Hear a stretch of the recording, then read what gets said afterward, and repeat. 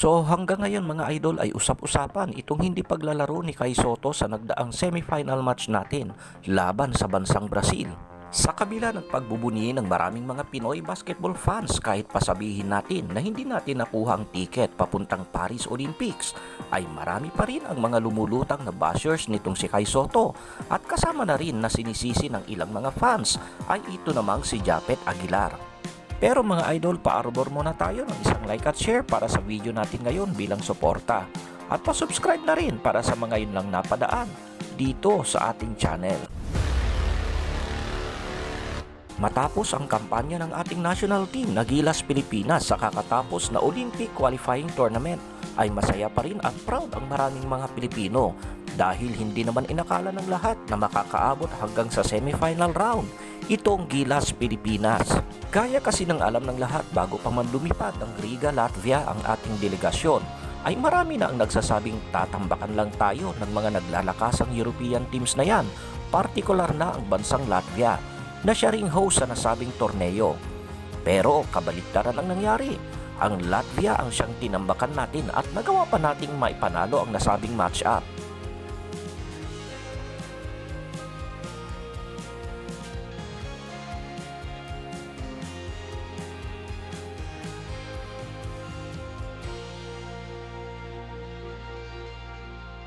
Sumunod naman ay nagawa din nating dumikit sa score laban sa bansang Georgia na naging dahilan ng pagka-eliminate sa contention ng mga ito.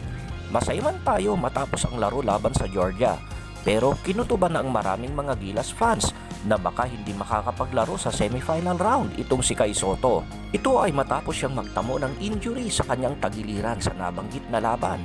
At yun nga ang nangyari, hindi nakapaglaro laban sa Brazil itong si Kai Sotto. Ramdam na ramdam ng ating national team ang pagkawala ni Kai, lalo na ang kanyang presence inside the paint, bagay na sinamantala naman ng bansang Brazil.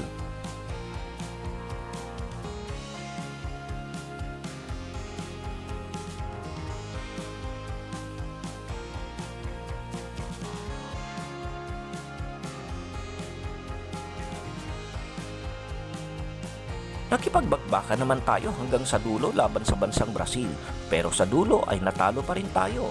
At yan naman ngayon ang sinasamantala na naging mitsa kung bakit nabuhayan ng loob na naman ang mga bashers nitong si Kai.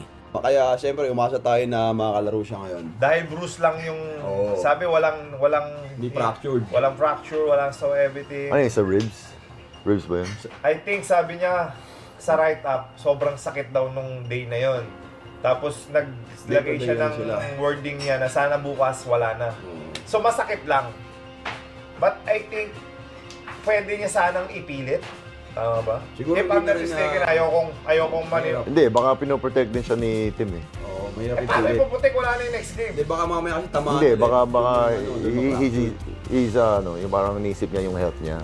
Instead of the, alam mo yun. Na-check Sa long term ba? Baka mamaya. yung Hindi long term. sana, ito ang magiging problema ngayon. Sa Philippines kasi ganito yung mga situation eh. Mahilig tayo mambash eh.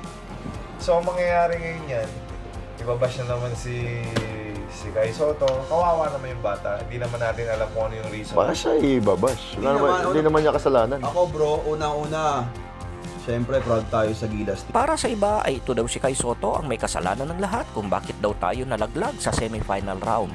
Pinapalabas kasi ng kanyang mga bashers na tila nag-iinarte lamang itong si Kai at ayaw lang talaga niyang maglaro laban sa bansang Brazil. Well, kung susuriin nating mabuti ay medyo malabo ang perception na ito ng mga bashers nitong si Kai dahil kung tutuusin, napakalaking oportunidad ito para sa kanya para mapansin siya sa buong mundo, partikular na ng NBA. Gaya kasi ng alam natin ay gustong bumalik sa NBA Summer League nitong si Kai at ang OQT o itong Olympic Qualifying Tournament ay magsisilbing stepping stone sana niya para maparingon ang maraming mga NBA scouts.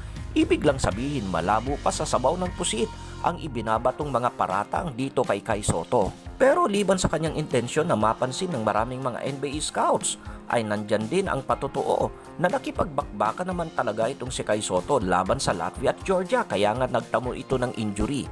Kitang-kita natin kung paano niya ipinagtanggol ang ating national team laban sa mga malalakas at nagtatangkarang mga kalaban. Kaya't napaka-imposible na hindi lalaruin nitong si Kai Sotto ang semifinal game kung kaya naman talaga ng kanyang katawan. Sa kabilang panig, ito namang si Japet Aguilar ay marami din ngayon ang tila nagagalit o dismayado sa kanyang naging performance laban sa Brazil.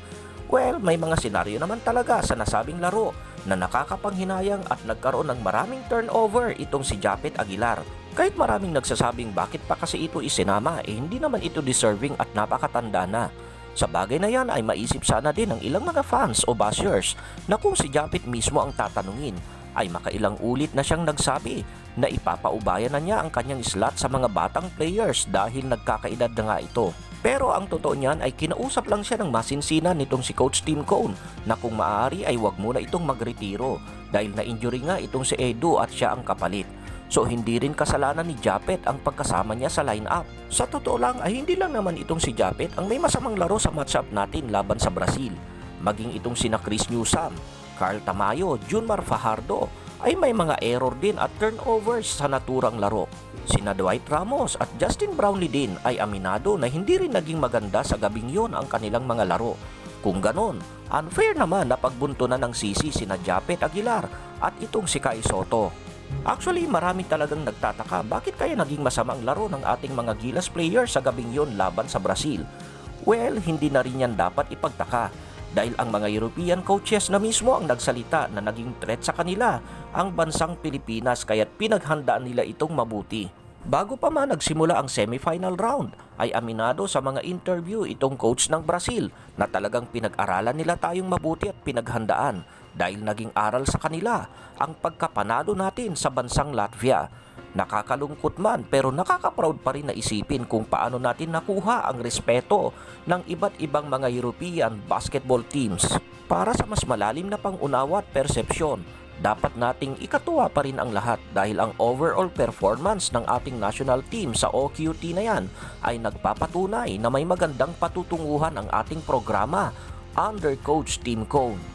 Ang maganda pa nito kung ang pagbabasehan natin ay ang program calendar o timetable nitong si Coach Tim Cone ay meron pang 3 to 4 years na development program ang ating national team. At yan ngayon ang kinatatakutan ng iba't ibang mga national team sa buong mundo, partikular na ng mga European teams. Dahil sa mas may igagaling pa pala ang ating national team 3 to 4 years from now. Ikaw naman idol, naniniwala ka ba na 3 to 4 years from now ay magiging powerhouse ang Pilipinas sa buong Asia? At mapapantay na rin natin sa mga panahon na yan ang European quality of basketball. I-comment mo lang yan sa ibaba. Ingat and God bless!